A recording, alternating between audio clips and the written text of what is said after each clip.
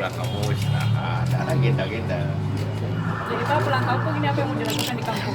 Istirahat aja. Istirahat aja. Mati. Ya. Ketemu sahabat-sahabat. Iya, yang namanya kan untuk ketemu keluarga. Gimana rasanya Pak setelah tidak menjabat Pak? Lebih tenang atau gimana Pak? Kan saya hampir 20 tahun. Umur begini masih menjabat kan capek juga kalau selalu menjabat. Kita mau istirahat. Pagi Kalau di Dewan Masjid. Sama aja kalau itu urusan agama, urusan pendidikan, urusan sosial, kenapa?